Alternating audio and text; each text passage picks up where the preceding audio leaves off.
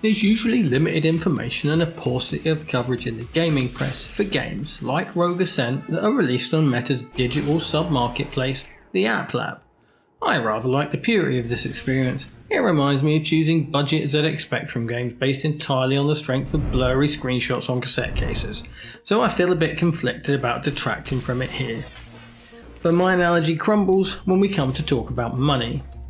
Budget games from the 80s were $1.99 each, whereas Rogue Ascent retails at a pretty standard 15 quid. This is a good chunk less than you might pay for a top tier Quest game, but it's still a step outside impulse purchase territory. So rather than taking a blind punt based on screenshots and marketing, let me help you decide whether Rogue Ascent is worth your pocket money. Rogue Ascent's unique selling point is that you can play it without controllers. Using the Quest hand tracking, this roguelike shooter has you blasting at bad guys by making your fingers into a gun shape and navigating using various other gestures. You can play with controllers if you prefer, but it seems a little reductive to jump into an experience like this without its central gimmick, so I've chosen not to for this review.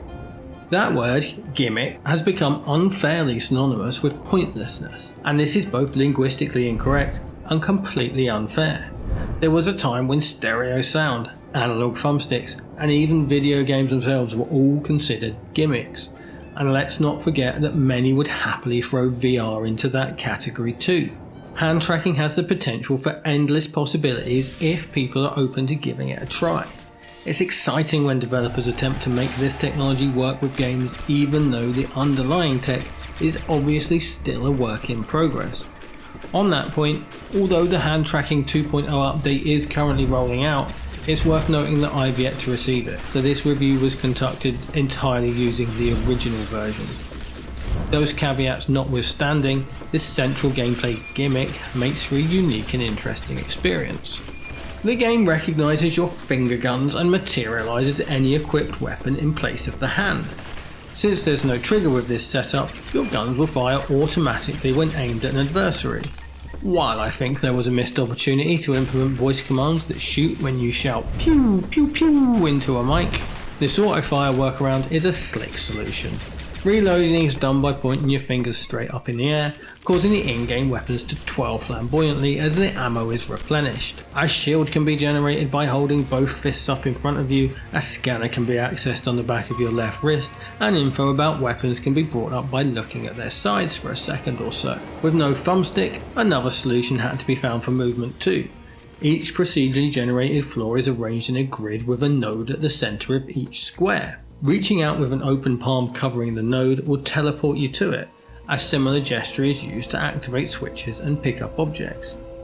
I must admit I've lost track of all the various subcategories of the rogue genre, but I'm pretty sure we're in Rogue-Lite territory here, as although it won't be long before you come across more impressive firepower and pick up enough cash to buy some helpful perks from the in-game vending machines, both of which put me in mind of the Borderlands franchise. These are all lost when you die.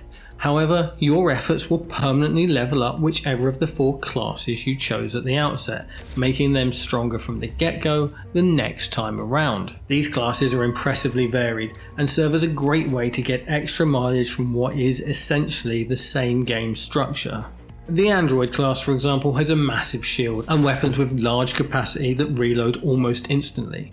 Medics add toxicity to their firepower, they leech health from enemies and can generate a health zone as their special power. Travellers use silence weapons and are therefore less often set upon by hordes of baddies. As you might imagine, the standard rogue class sits somewhere in the middle ground of all the others. Whichever class you choose, your objective is simple: ascend, save your homeworld.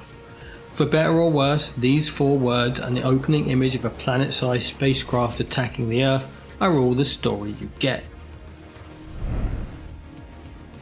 Rogue Ascent lavishes in the kind of vaporwave aesthetic that has shown up all over the video game landscape in the past few years.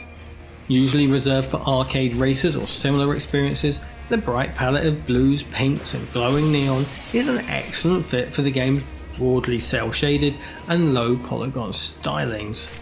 Although falling into just a handful of basic types, there are several versions of the in-game enemies, and they're distinguished by effects and colours that make them easily identified in a crowded firefight.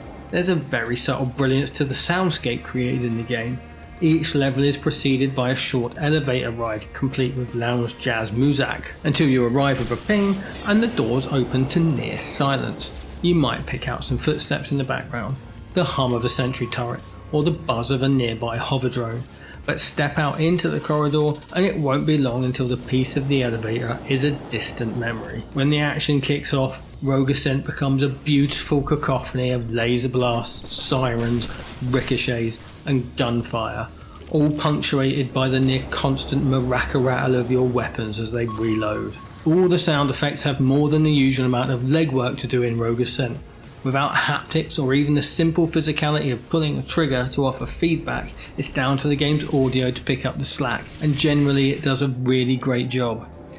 The music that accompanies your effort is fantastic throughout. It's a great listen, from that catchy ditty that plays in the lift between levels to the bombastic power synth tunes spurring you on during the frantic action. The sound really does wonders for the frenetic atmosphere of the game while never drowning out those all-important audio cues. Everything in the audio, visual and gameplay package combines into a heady mix. It's the kind of experience where a quick 5-minute game will have you blinking back into reality a full hour later. It's a shame then that due to inconsistencies with the hand tracking, you'll often remove your headset at the end of a session feeling like that last death probably wasn't your own fault. The hand tracking is successful about 70% of the time, and while it can be improved by more clearly defined actions on the part of the player, there are other problems such as inconsistency when picking up weapons or the game incorrectly registering a movement request that are outside your control and cause regular frustration. As much as the graphics and sound are confidently delivered in their style, there's no hiding that Rogue Ascent has room to improve on the performance and polish front. I'm also not sure the animation is as smooth as possible. It isn't a frame rate issue, but rather a choppiness that's clearly noticeable in the movement of the humanoid foes in particular. This could be a design choice, but I don't think so, as it's at odds with the rest of what's going on. The game is currently just one mode. There's a greyed out option on the menu that promises more, but for now, Ascend is all there is to offer. Furthermore, I can't tell you how long it takes to ascend to the top of whatever it is you're ascending to, because Rogue Ascent constantly kicks my ass back to the ground floor on every occasion in the 4 or 5 hours that I was playing it. But I should be clear, without meaning to get kinky, that I absolutely enjoyed it and will certainly be going back for more. Rogue Ascent is a scruffy little underdog of a thing. It's a central concept that many will write off before they ever play it. It's launched onto the App Lab where only a fraction of consumers ever go, and both it and its foundation technology are unashamedly works in progress. There are fundamental issues caused by the game's USP, and graphical and performance areas that could use more than a little extra polish.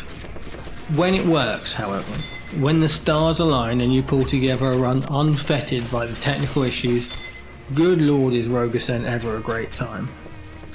It's frustrating that the root cause of many of its irritants is that hand tracking 1.0 loses contact when one hand passes even partially in front of the other. When you're doing your best Chow Yun-Fat impersonation, barreling around corners, dual-wielding shotguns and gunning down wave upon wave of bad guys, this glitch crops up far too regularly for what is an in-game life or death issue. It's further exacerbated because on top of your weapon disappearing, it can also cause those unintentional movements when the tracking is regained.